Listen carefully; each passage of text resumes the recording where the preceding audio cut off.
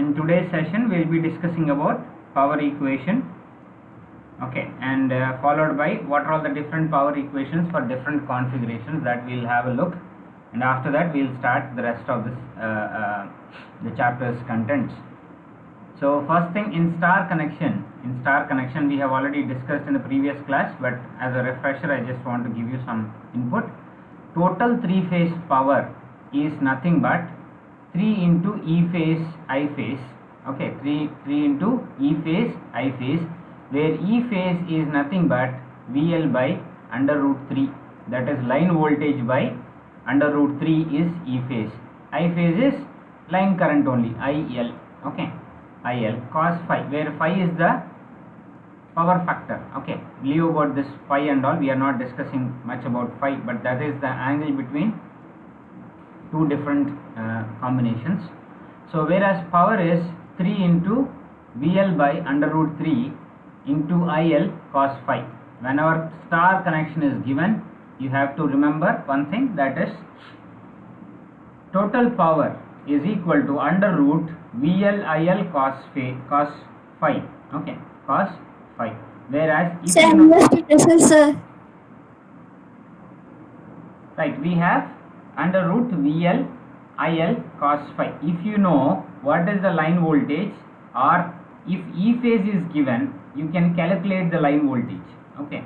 So into root 3 will give you VL. That's how you can calculate power, total power in case of a star connection, right? Total power in case of a star connection. Similarly, total power for delta connection is power is equal to E into I or V into I in simple terms. Same thing we have made, that is 3 into E phase into I phase. But in case of delta connection, we have VL as E phase or VL is equal to V phase, okay. Don't get confused between E phase and V phase, both are the same, right? Don't worry about that. But only thing is, we have to calculate E phase for differentiation. We just made it as E phase, whereas I phase is equal to IL under root 3, that is line current under root 3 divided by under root 3. So total power is 3 into VL into IL under root 3 cos phi. So total power is under root 3 VL IL cos phi, okay. Here also it is VL IL cos phi, here also it is VL IL cos phi. Only thing you have to remember here, in case of star connection, we have voltage divided by root 3, okay, that is VL divided by root 3. Here it is IL divided by root 3. If you know this fundamental difference, you can easily make up the problems, okay. So the next thing is how to convert a star connection into delta, okay, and vice versa. How to convert star to delta and delta to star. If you know one side conversion, it is easy to convert it into the other thing, okay. First thing is, before going to star and delta combination, first we should study the fundamentals about resistors in series and parallel, okay, where you all know, you might have studied in your +2 and all, where 2 or 3 resistors that are connected one after the other, okay. You have the input current is I given to resistor R, you have current droppage here, second current droppage over here, that is I2, okay, then I3. So that means at each resistor the current is getting limited.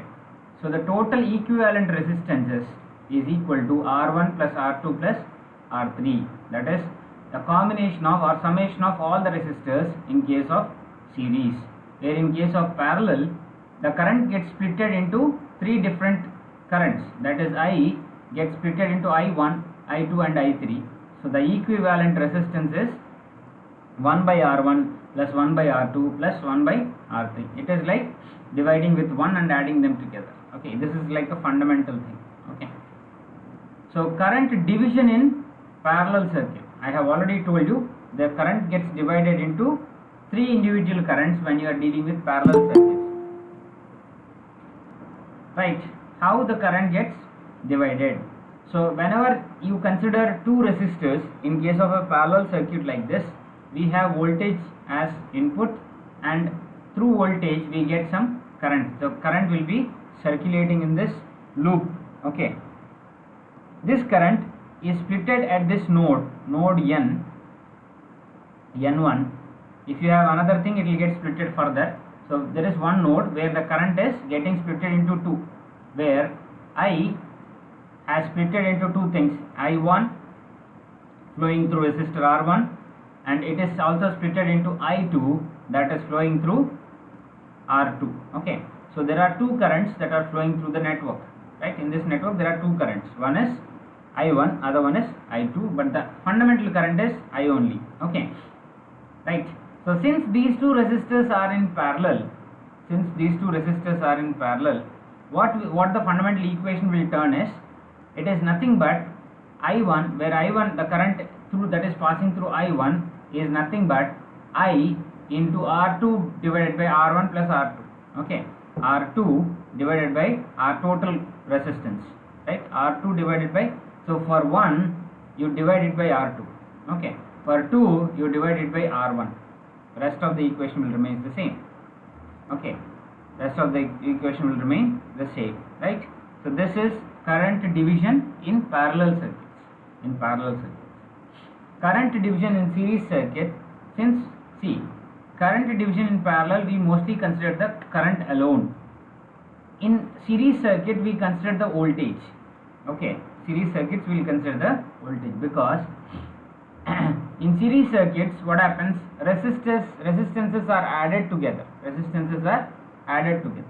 us consider this circuit. So the output current of R1 is fed to the input of R2 and it is in the loop. Okay, or you can make the resistor here also, there is nothing changed, it's the same circuit. Okay, so this is R2, let us say we got V2 which is plus and minus here, minus and plus, right? So both the resistances have to be combined in order to get the compound resistance. So V would become, that is voltage would become, the voltage drop at resistance 1 is nothing but V into R1 by R1 plus R2, whereas voltage drop at second resistor is equivalent to V into R2 by R1 plus R2. In the previous case we have considered the different one, that is 1 for 1. If you want to calculate current at 1, divided with the compound and R2, and in case of 2 it is R1 divided by R1 plus R2. So this is what we got from series and parallel circuit. So with this fundamental thing, we will go to a star and delta conversion. Let us consider we have three resistances, that is RA, RB and RC. What is this connection called as? Y or star. So this connection where it is a looped one, where we have RAB, BC and CA. In order to differentiate these two things, we have made it as RAB, BC and CA. So here also we have three resistances. How we convert this to this or vice versa? Okay, this is what the topic is. So in star delta conversion there are some fundamental advantages, where in primary side of star connected circuits, okay, we have fewer number of turns that are required in order to make this connection. In case of star we require less turns, right, which is more economical. Second thing is, neutral is available on the primary, can be either earth to avoid distortion. We have neutral, which is the node N. Okay, so this can be earthed. Okay, in electrical circuits we call it as earth. Okay, that is the reason in our household also we have earth, in order to avoid distortions. Distortion means some unwanted disturbances or loop currents which will enter in the negative side also, or the neutral side also. In order to make them to zero, we just go with earth, right? But in case of delta it is not possible. We don't have any neutral connection, so we cannot earth it. So there are large unbalanced loads can be handled very safely. That means you can start, if you require higher currents, if I requirement is high there, you start with which type of circuit, star or delta? Okay, let us check that. In the upcoming slides and all, we'll just have a look how which circuit will have more current handling capacity, which circuit will have less current handling capacity. That we have already seen in the beginning of this chapter, beginning of the star delta connection, but anyways. Okay, so there is a disadvantage also that is involved in star delta conversion. Secondary voltage is not in phase with primary. There will be at least 30-degree phase difference. Okay, this is the problem. It is not possible to operate this connection in parallel with star or delta connected transformers. When you are planning to connect it with a transformer, it is not possible to connect a star or delta connection. Straight a parallel connection, right? So let us start how we can convert this into a delta configuration. Okay, Y or star configuration, we have RA is equivalent to R1 R2 divided by R1 plus R2 plus R3. Okay, let us consider these as R1s and R2s also. Let us check that. Okay, how does that works? So RA is equivalent to, in delta we have three connections, that is R1 R2 and R3.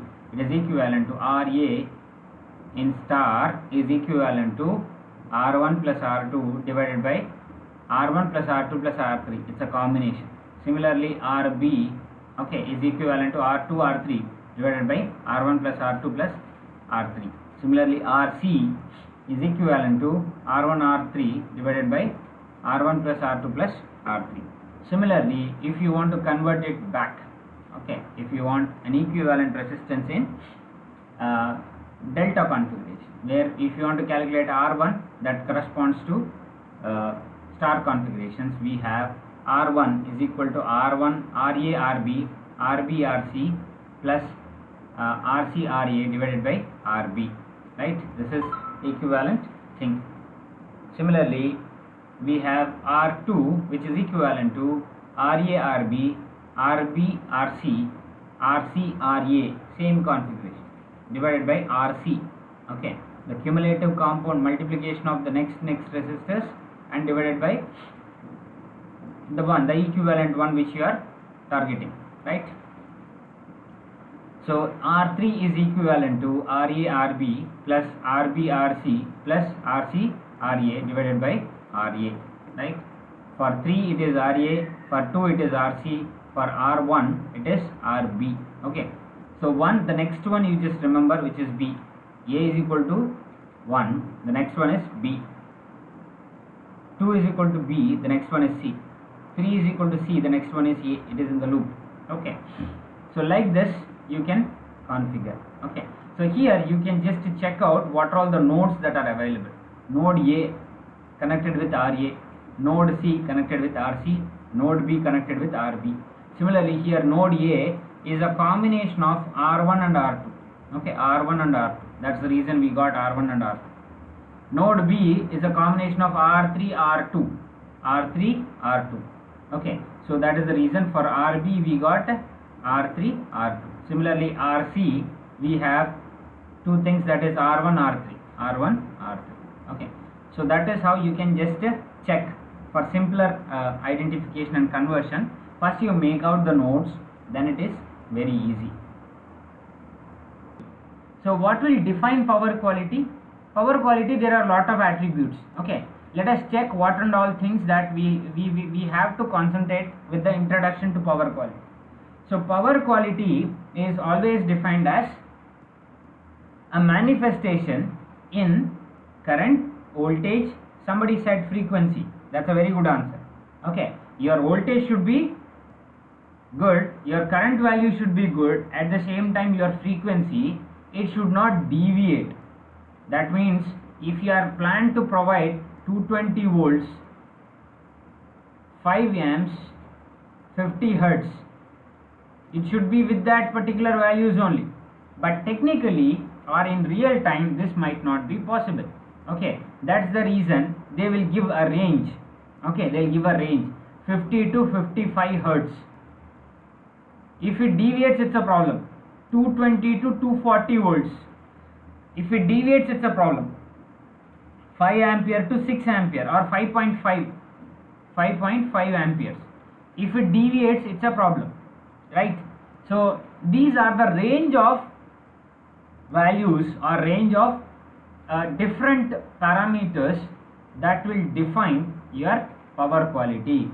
Okay, so if there is any problem, it will impact on malfunctioning of your equipment. Let us say for your TVs, okay, television sets, okay, your motors, all those things, it should not get problem, it should not malfunction. So if it malfunctions, what happens? You won't purchase it, you won't actually do it. Okay, so for that particular thing, okay, in order to maintain power quality, we at home we use something called a stabilizer. The purpose of stabilizer is it should provide whatever might be the input range, okay, whatever might be the input, it should provide a constant of all of these values. It should provide a constant or a range of the values within this particular set, right? So that's the reason we go with stabilizers. Stabilization is one way of correcting your power quality, right? So power quality problem, okay, power quality problem causes deterioration of performance of various sensitive electronic and electrical equipments. TV is an electronic equipment, even your mobile charger is an electronic equipment. Okay, good power quality or good quality of power can be specified as, okay, look at these things. First thing, supply voltage should be within the guaranteed tolerance of declared value. So I said 220 volts to 230 volts AC, that's a standard declared value. It is in that, it should be within the tolerance, okay, plus or minus, the tolerance is plus or minus 3 volts or 5 volts, let us say. So it can be 215 volts to 235 volts at the max. At the max, it should be within that tolerance value. What is tolerance? An accepted value in case of both positive and negative terms. I said plus or minus means at the least possible value you have to subtract. That is 220 minus 5 would be 215 volts to 235 volts. That's the standard tolerance value for a single phase supply. Okay, so the wave shape should be pure sine wave. Pure sine wave. What do you mean by pure sine wave? Within the allowable limits of distortion. Distortion we'll just discuss at the end. What do you mean by pure sine wave? Okay, let us check, let us have a look between two waves. Okay, this is considered to be a pure sine wave. Because of unwanted noises, okay, there is some distortion in the wave. At the peaks you got some distortion. This cannot be a pure sine wave. This is not a pure sine wave.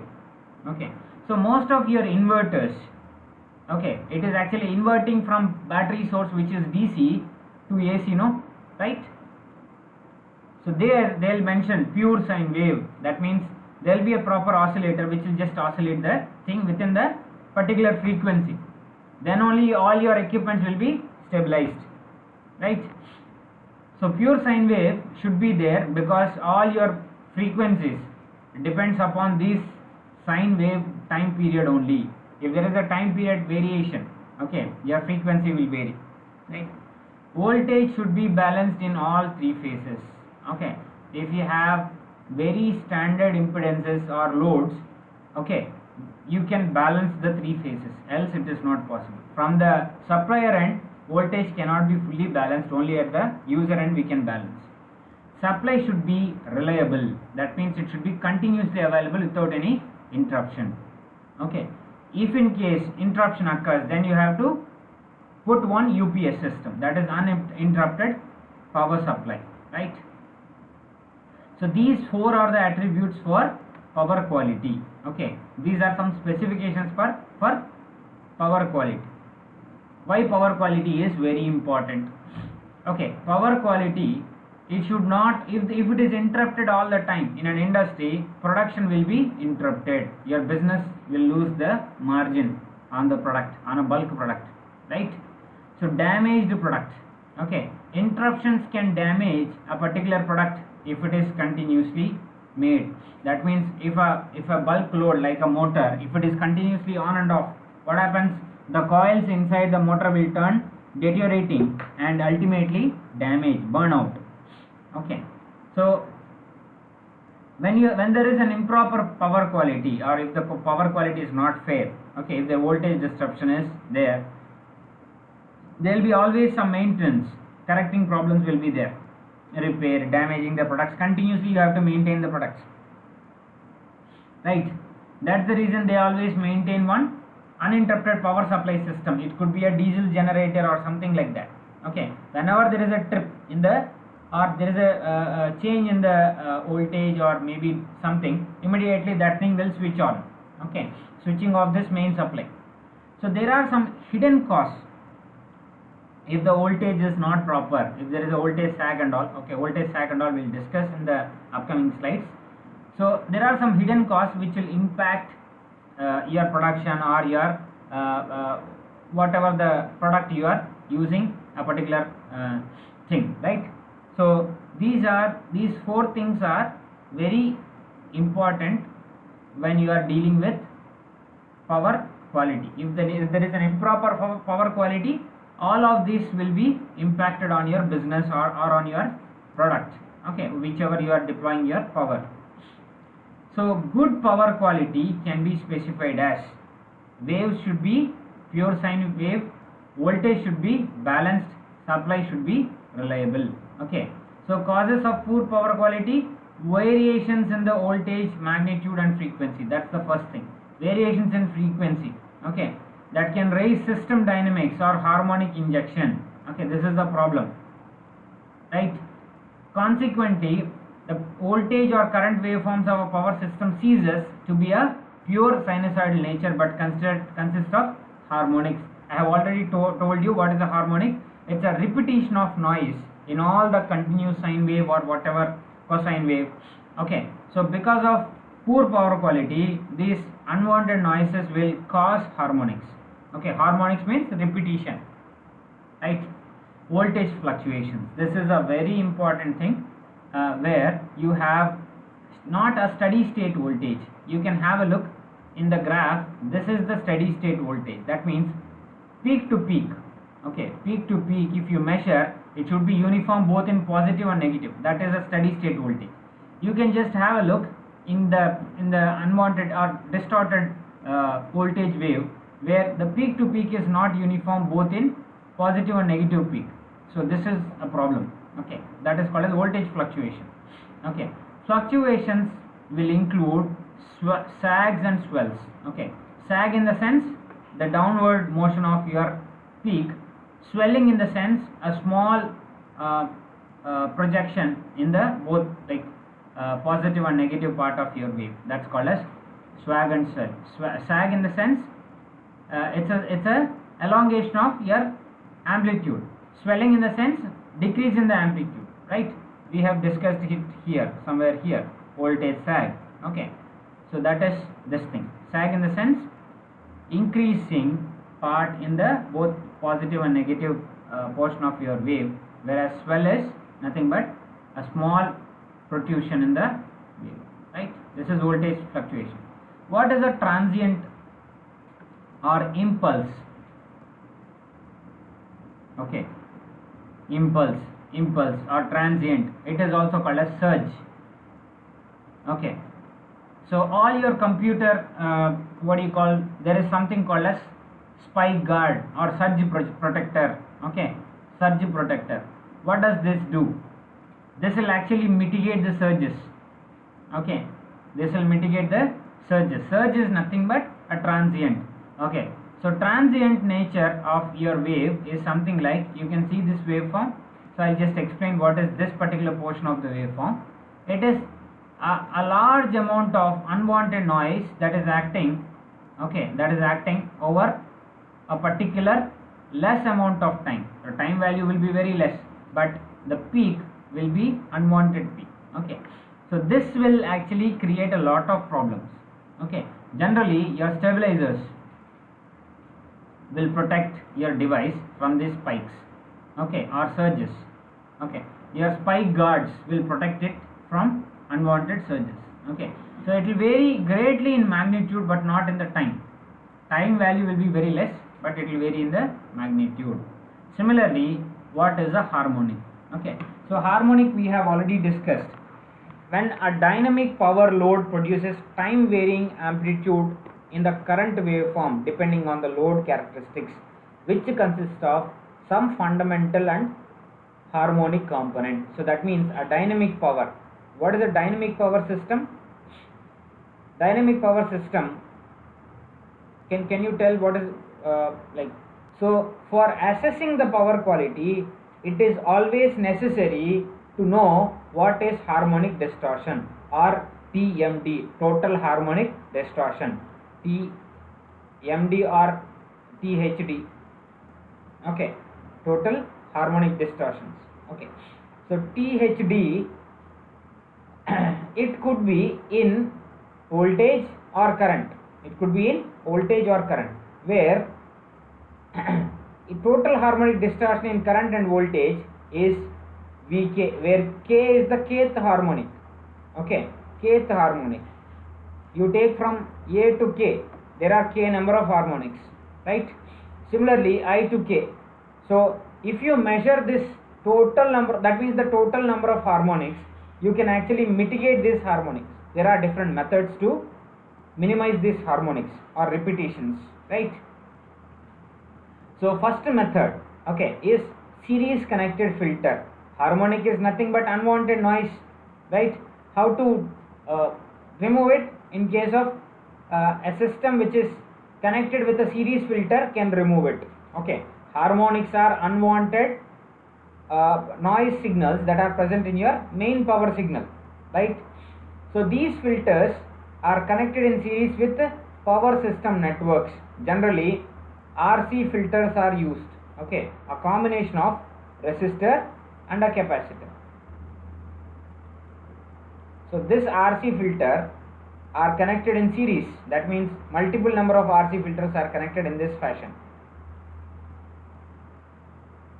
Okay, right?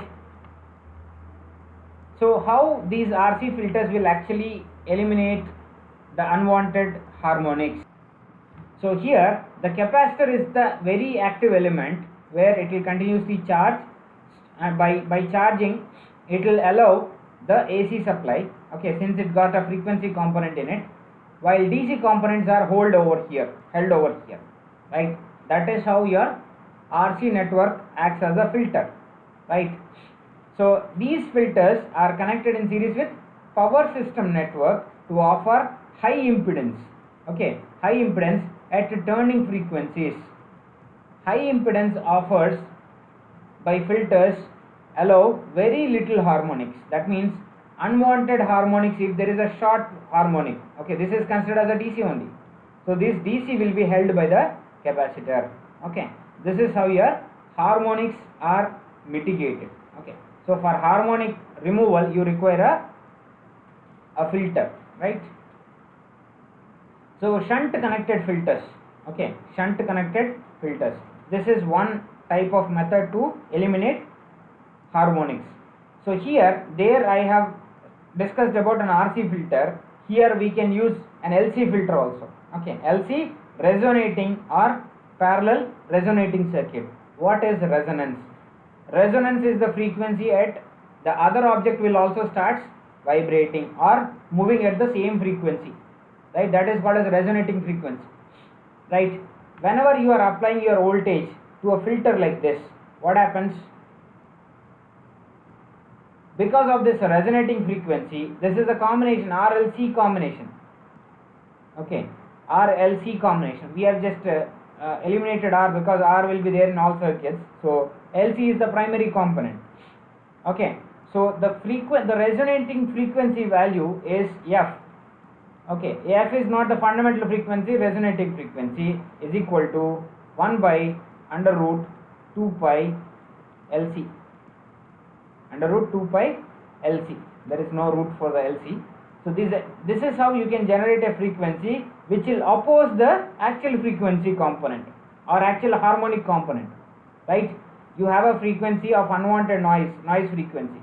If F R is generated which is equivalent to noise, you can mitigate it, a negative frequency. This is called as a passive filter, right? So there are certain active filters also which will do the same job. This also works on the same concept, which is RC component. Okay, so like this is how it works when you feed an input voltage. Okay, whenever you require a harmonic signal that need to be measured. Okay, the injected current or voltage signal is actually measured. First harmonics are measured, after that you decide upon these RC components so that it will mitigate the actual fundamental resonating frequency, will mitigate the unwanted noise frequency levels, right? So these are two methods, where one is series filter method, passive and active filters method. So these are two methods. Okay, series is a different method, whereas passive and active is one typical method. So the next topic what we are going to discuss is surge suppression. These are small plug-in devices, okay, designed to protect equipment from moderate surges or spikes. So for computer systems, laptops and all, you can see there are multiple plug-in points. Okay, they call it as spike guard, GAURD, or surge protector. Okay, this will protect your computers or laptops from unwanted surges. I have already told you what is a surge. Surge is nothing but a peak, an impulsive thing that happens because unwanted disturbance or noises or quicker load that are acting on your voltage or current. Okay, so isolation transformers, these are the devices that are electrically separate the electronic equipment from incoming power system, reducing unwanted electrical noise. Okay, so all your current transformers and voltage transformers, generally they'll isolate, but your output will remain the same. That means the windings N1 in case of isolation transformer. So this is a fundamental transformer which got two things. One is your input side, where it got N1 turns, the number of turns. You got one core here, N2, okay, where in this case N1 is equal to N2. Okay, so the amount of current and voltage that are provided to this will actually the output and input are the same, but it will electrically isolate. If there is an electrical isolation, there won't be any surge in the thing. Your device will be connected here. Okay, your device will be connected here, so there will be electrical isolation, but magnetically they are coupled. Okay, that's the reason we call them as isolation transformers. Okay, so they will reduce unwanted electrical noise. It will reduce for any electronic equipment. You have an isolation transformer, especially your television sets that are available nowadays have this typical transformer. Okay, so next very important concept, which is called as three-phase power measurement or power measurement. What is the unit of power? We already know it is kilowatts.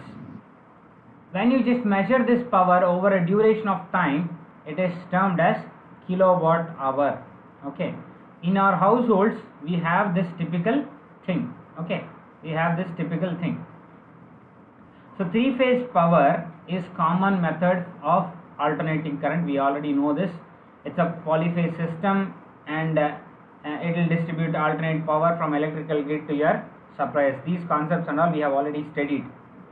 How to measure a three-phase electrical power? Okay, the instrument which is used to measure this is called as a wattmeter. Wattmeter, where the output of this is kilowatt hour. Output of this or the thing is called as kilowatt hour. We call it as kilowatt hour meter. Okay, it consists of a current coil. This is the current coil CC.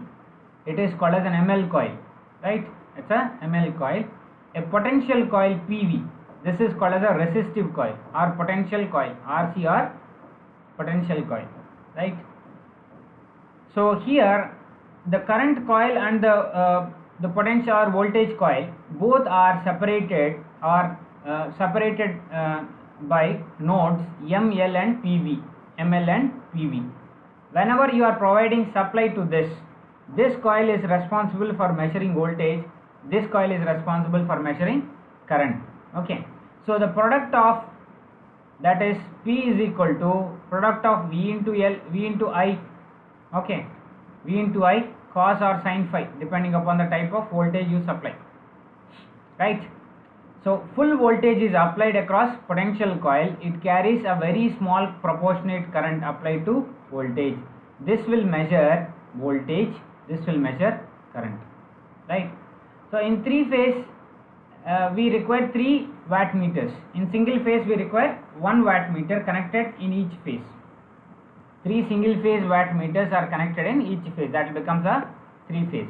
The algebraic sum of all the readings will give you total power consumed by 3 phases. It can be provided that 2 watt meters are also sufficient to measure 3 phase circuits. Okay. This is a typical watt meter. It's a 3 phase watt meter where it got 3 lines, line 1, line 2 and line 3, which will give you different readings, and there will be some other additional buttons which are used. But in our household we have a single watt meter. Okay, kilowatt meter, we call it as kilowatt meter. So we have 3 methods to measure this: 3 watt meter method, 2 watt and single watt meter method. Let us check what are all the methods they use. Measurement of 3 phase power by 3 watt meter method. In 3 watt meter method we use 3 watt meters for one single line or one single phase, right? However, this method can be used in 3 phase 3 wire delta connected load. This method can also be used in 3 wire 3 phase meter system, but generally 3 phase 4 wire systems are preferable. Okay, in 3 watt meter method it can be used both in star and delta connected unbalanced loads. Unbalanced loads it can measure. First let us check how does this connections are done. In star configurations we have red, which is connected with watt meter 1, which is having both current and potential coils, or I and V coils. Similarly, it is connected with neutral. The potential coil is connected with neutral. Okay, the potential coil is always connected with neutral. Just keep this in mind. Here also the potential coil is connected with neutral. Potential coil is connected with neutral. The line, okay, the red line, Y line and blue line is connected with the current carrying coil. That is the current coil. Okay, so neutral is joined with the voltage thing. Okay. In case of delta configuration, we have watt meters that are connected both in one single contact. Okay, here voltage and current coils are differentiated by a neutral, but here we don't have any neutral. That's the reason both are connected with the line itself. Okay, so the total power, as we know, which is W1 plus W, wattmeter reading 1, wattmeter reading 2, wattmeter reading 3, but wattmeter reading 1 is equal to V1 I1, wattmeter reading 2 is equal to V2 I2, V3 I3, right? In 2 watt meter method, let us check what is the thing. In 2 watt meter method, there are only 2 watt meters that are connected with 2 lines. Okay, but third line is actually joined in a crossway. Okay, joined in a crossway. This method is called as 2 watt meter method. We require only 2 watt meters in this method. One way we just save the watt meter, but there is a different connection. Okay, so this is also used when you have a balanced or unbalanced load. When the loads are balanced or unbalanced, we can go with 2 watt meter method. Okay, let us check the connections.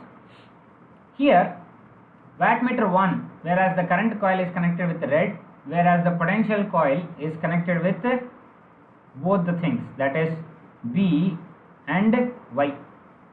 Similarly, wattmeter 2 is connected with current that is passing through Y, that is IY, it will measure. At the same time, potential coil is connected only with B, not with Y. So that means phase to phase potential measurements we require only 2 voltage meters or voltmeters. Okay, you require voltage here to measure, and we require 1 voltmeter to measure voltage here. So in this configuration we use 2 voltmeters, so 2 coils are sufficient to measure the thing, whereas B is considered to be a simple current thing. Okay, simple current carrying conductor, where the input is given from both current coil from W1 and W1 alone. Okay, W1 alone. W1 alone, it is connected with Y and B. I repeat, W1 current carrying coil is connected with only R. Okay, it is already connected with R, whereas the potential coil is connected with both Y and B. Y and B. Okay, so if you measure voltage, it is between line to line only. Okay, between two lines only we can measure. So that method was deployed here, right? Let ERN is and ERN, so that is between red and neutral, blue and neutral, phase voltages across these three loads.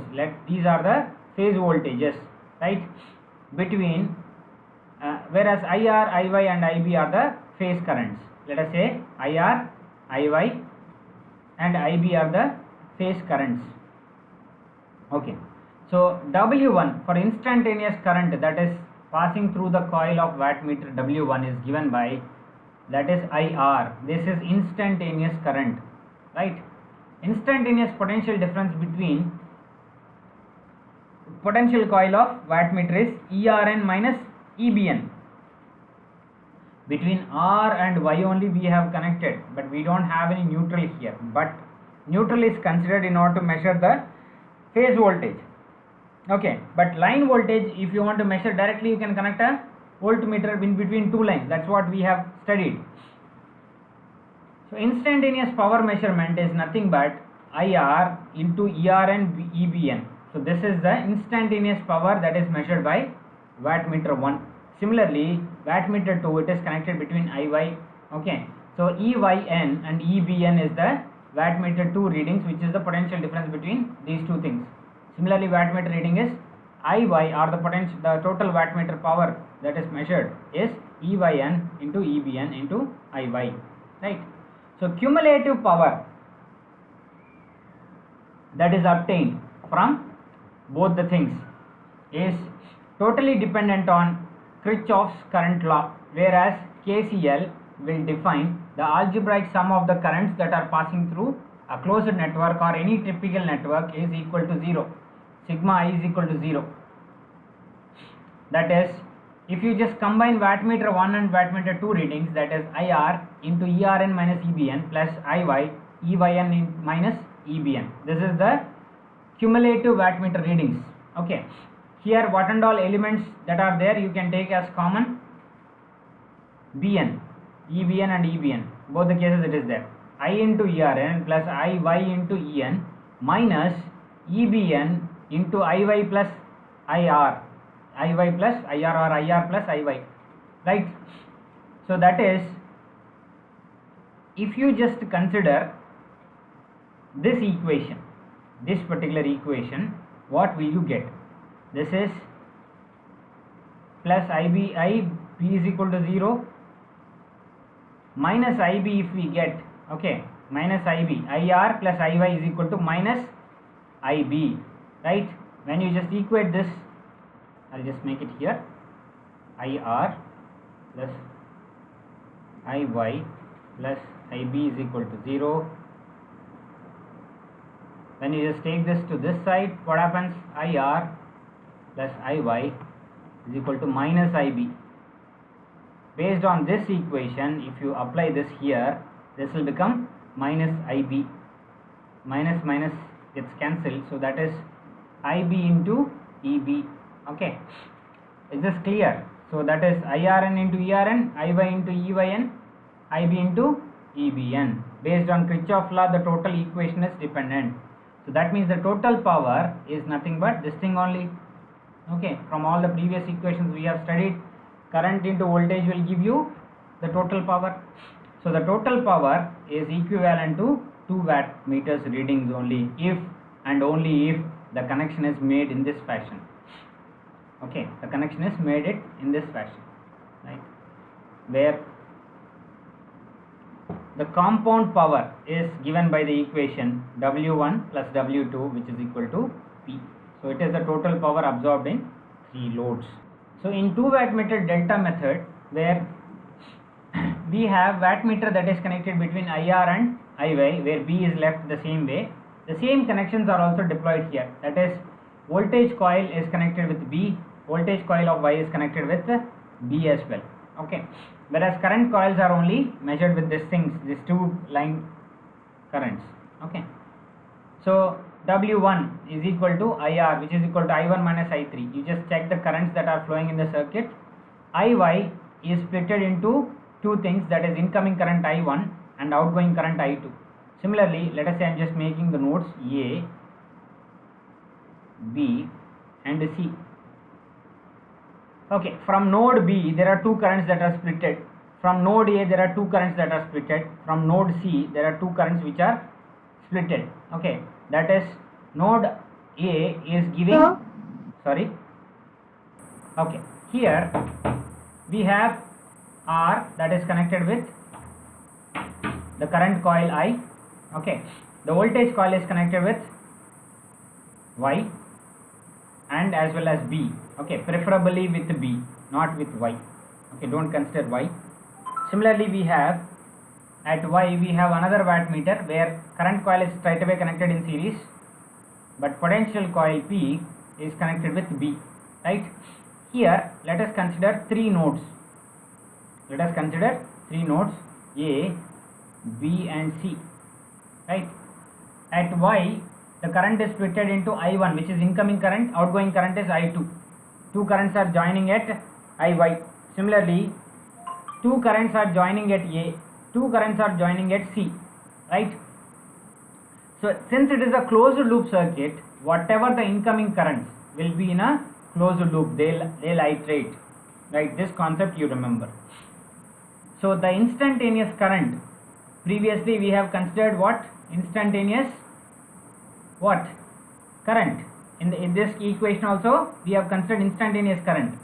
Similarly, here also we have to consider instantaneous current, that is passing through W1 is IR, where IR can you see, I3 and I1 are getting, I1 is inverting towards the node A, I1 is moving away from node A. So that is I1 minus I3, I1 minus I3, right? So instantaneous power, that is ERB, instantaneous power is ERB, right, which is a product of ERB into I1 minus I3. I1 minus I3 we'll just keep it aside. This is for W1. Similarly, for W2 we have IY, which is I2 minus I1, where W2 is equal to the instantaneous potential difference. We got it right, that is EYB. Power is equal to VI, so that is EYB into I2 minus I1, that is IY basically. When you combine these 2 things, that is ERB, the total power, we are calculating total power, that is I1 minus I3 plus EYB into I2 minus I1. Which one is the common thing here? I1, right? I1 is the common thing. So I1 into ERB plus I1 into ERB minus I3 into ERB minus I1 into EYB. Any mistake here? Minus I3. This should be I2, isn't it? Okay. I1 into ERB plus I2 into ERB, EYB, right? This one is 2's product. Similarly, we have I3 into ERB. This is minus I3 into ERB minus I1 into EYB. There is a mistake there. So the total power, when you just do it, it will become I2 into EYB, I3 into ERB minus I1 minus I have taken EYB plus ERB, EYB minus ERB, right? According to KVL, Kirchhoff's voltage law, the sum of the total voltages are 0. The sum of the total voltages ERY plus EYB plus EBR is equal to 0. So EYB plus EBR is equal to minus ERY. Am I correct? Minus ERY. So based on that, you can just make up this equation. That is I1 into ERY. This is I1 minus ERY. Okay. So that will become plus. So I1 into ERY, I2 into EYB, and I3 into EBR. So the cumulative power is equal to P, which is the total power. So we will just discuss some more points with a 2 watt meter. In 2 watt meter method, the instantaneous power, okay, the instantaneous power that is absorbed by 3 loads in 3 phases. Okay, in any 2 watt or 3 watt meter method, instantaneous power is absorbed by 3 phases, okay, and 3 loads simultaneously. So this power is the average power drawn by the load, since the wattmeter readings will give you average power because of the inertia of their moving system. Okay, in wattmeter there are 2 things that are there. One is a voltage measurement system, other one is current measurement system. Because of inertia of both of them, okay, we can get only the average power, not the complete cumulative power. It's an average power. So let us check the single wattmeter method. Nothing, it's a very simple method. We got a current coil which is having low resistance, and pressure coil, or we call it as a voltage coil, which is having a higher resistance. Okay, voltage coil, you just remember one simple thing. Current carrying coil is connected in series like this. Voltage coil is actually shunted. Okay, both are coils. This is M and this is L, right? One single, if you want to switch, you can use a switch for switching between different lines. Okay, so this is one way, which is very simple method. All the household systems will have a single wattmeter method only, right? So the next concept is power factor measurement by 2 watt meter. 2 watt meter. Okay, so power factor, it is very important. As we discussed, it is a ratio of apparent power and the power that is being given. Okay, so if the load is balanced, then only the concept of power factor is a valid thing. Okay, if you have the power factor, if you are measuring power factor, then the load is considered to be a balanced load, right? So similar, you have a power supply, you have a balanced load in both star or delta configuration, where 2 wattmeters are connected like this on 2 lines, and the third line is being connected with the voltage coil alone, not the current coil, right? Since the load is balanced, what is the first condition? The total currents, okay, the total currents within the circuit or total currents on the line is equal to the same, that is IR is equivalent to IY is equivalent to IB is equivalent to IL. Similarly, the phase current, the phase voltages, okay, are equal, that is VRN, VYN, VBN is equivalent to phase voltage, since VRB is equal to RN minus BN, VYB is equal to YN minus BN. Okay, so we can determine the line voltages VRB and VYB by phasor method. Okay, this phasor method is not essential as per your syllabus is concerned. Okay, we can skip it. So VRB lags VRN by 30. Okay, this phasor method is not there in your syllabus, so no need to worry upon this. VYB leads VYN, you just remember which one is leading and which one is lagging, that's enough. So that is, phase angle between VRB and IR is 30 degrees minus 5. Okay, this is which kind of angle? VRB lagging, that is 30 minus 5. If it is leading, you have to make it as plus 5. VYB is leading VYN by 30. Add 30 to the phase. Therefore, the two wattmeter readings are given like this. P1 is equal to VRB into IR cos 30 minus phi, that is VL IL cos 30 minus phi, that is the line voltage. Phase the power reading from the wattmeter 2, which is VYB into Y cos 30 plus phi, that is equivalent to VL IL cos 30 plus phi, right? Therefore total power, when you just divide them together, okay, we'll get cos 30 plus phi and cos 30 minus phi, which is in the numerator and denominator respectively. By applying componendo dividendo policy, what we'll get, we just subtract it and divide it with minus cos phi and plus cos phi respectively. Okay, we'll get 2 sin 30 sin phi and 2 cos 30 cos phi, which is equal to tan 30 tan phi, where tan phi is under root of P1 minus P2 divided by P1 plus P2. That is the method when you are calculating phi. The phase angle phi, okay, the phase angle phi can be determined by this equation. Okay, phase angle phi can be determined by this equation. So some important points related with this.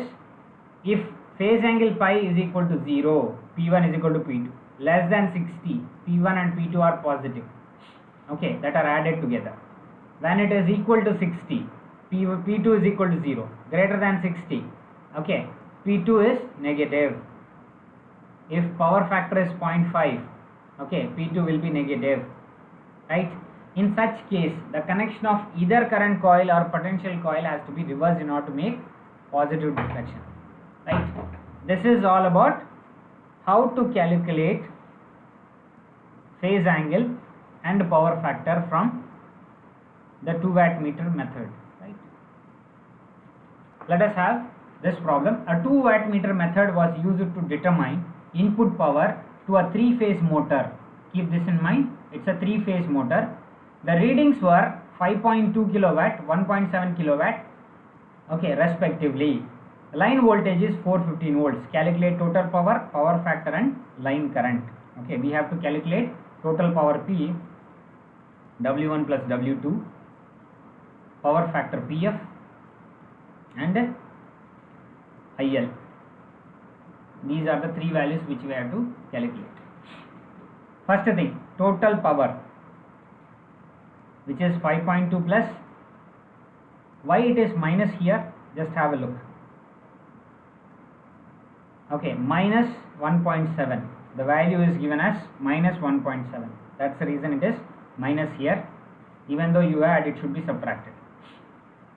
Second thing is power factor tan phi is equal to under root of 3 P1 minus P2 divided by P1 plus P2, which is equal to 3.14.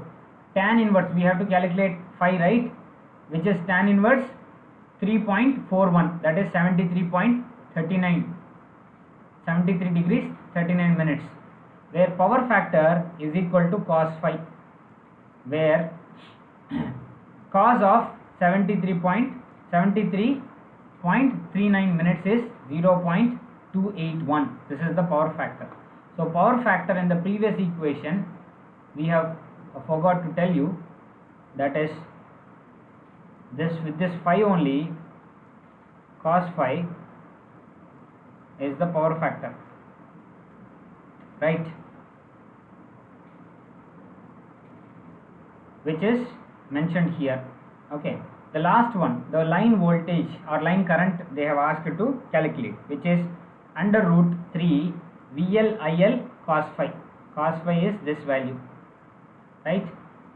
Total power 3.5 kilowatts, whereas P is equal to, from this equation I am just writing it here, P is equal to VL IL under root 3 VL IL cos phi. Cos phi we have got, IL we don't know, VL is given, root 3 is already known. Okay, so from this equation you just equate it, you will get IL is equal to 17.3 amperes, right? So the next concept is protection of power system. How do you protect a power system? Power system protection can be done in multiple ways. Okay, to the first thing is from faults through isolation of faulted parts. Okay, if there is any fault in one line, that line has to be isolated first. Objective of protection scheme is to keep our system stable by isolation only. Okay, isolating only method, isolating all components that are under fault.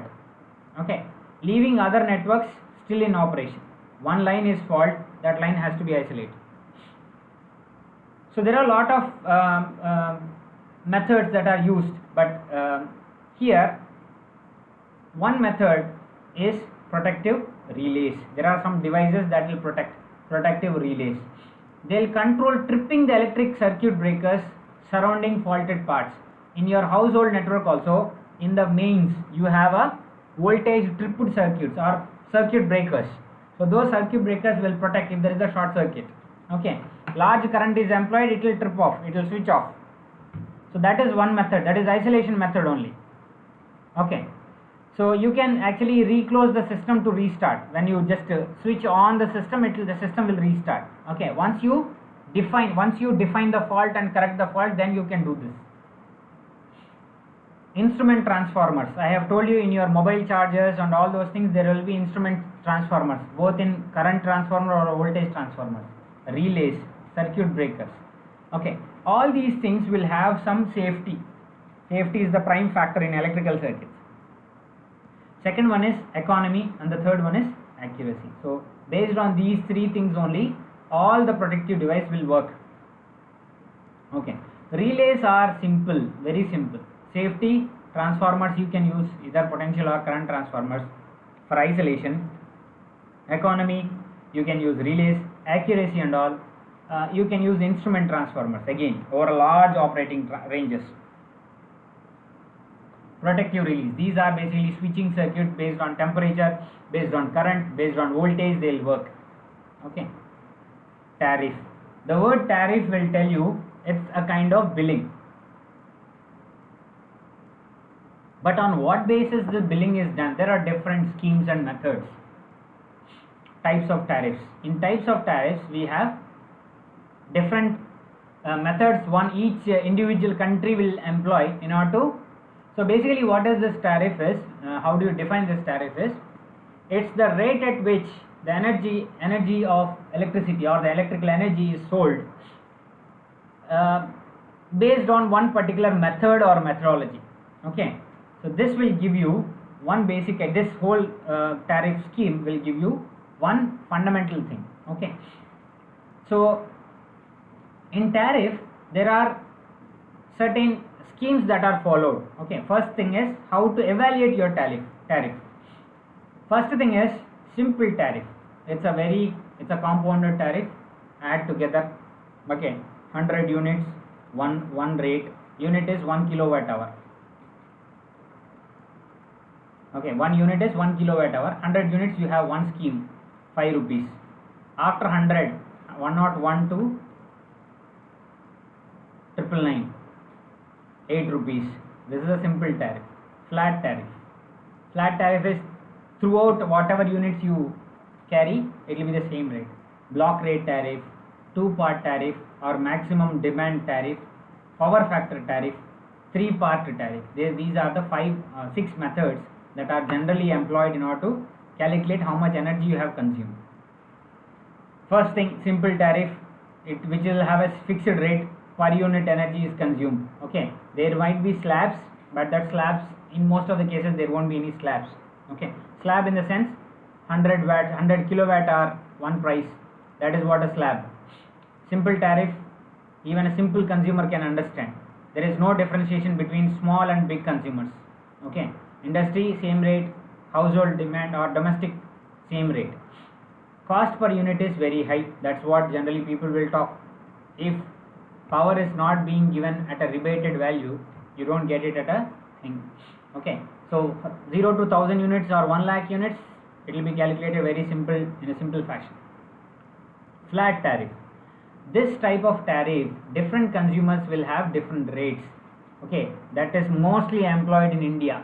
In Tamil Nadu, Andhra, Karnataka, all throughout India we follow most of the things in flat tariff. Okay, flat and a compound tariff together.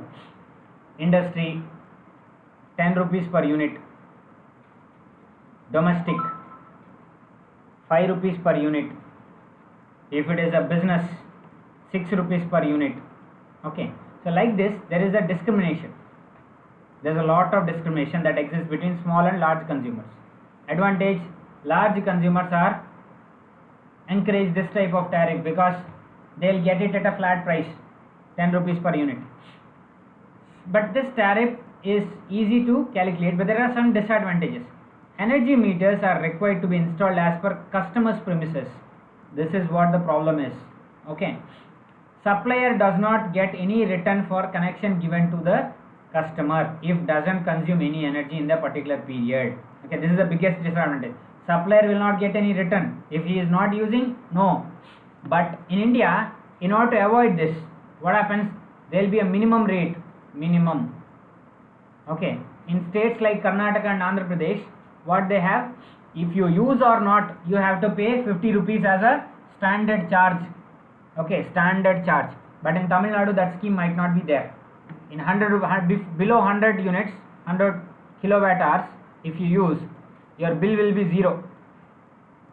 Okay, so there are some discrimination between different states, different regions and all. Block rate tariff. Block rate tariff is consumer, whatever energy is divided into blocks for the purpose of tariff. I said no. Block rate tariff is also called a slab tariff. 0 to 100 units, 5 rupees. 100 to 999 units, 8 rupees. This is called as a block tariff. Okay, so the consumers encourage this to consume more energy. Okay, this is the biggest advantage. Increase in load factor of the system, the energy cost of generation is reduced. If you increase consumption, energy cost will also, production cost also will be reduced. But this does not take account into maximum demand of customer. What is the maximum demand? In summer we will have maximum demand, we don't consider that. Okay, so it's a compound tariff that is employed in India, flat and block together. Okay, so industry 10 rupees, if the person is using 1000 kilowatt hours, okay, he'll be charged 15 rupees. So that is a compound, flat and block. Two-part tariff. Okay, two-part tariff is when the tariff related to customer, okay, is divided into maximum demand and his consumption of energy. When you divide consumers maximum demand, as I said, summer you will have one particular tariff, winter you will have one that's a kind of two-part tariff. Okay, this particular tariff is useful when you have industrial customers, higher maximum demands. Okay, during rainy season, for example, you take rainy season, if the production is very low, for example food industry, production is very low in rainy seasons. Okay, because food will get spoiled during rainy season quickly, so they don't produce much. Okay, so the maximum demand is during summer season, let us say.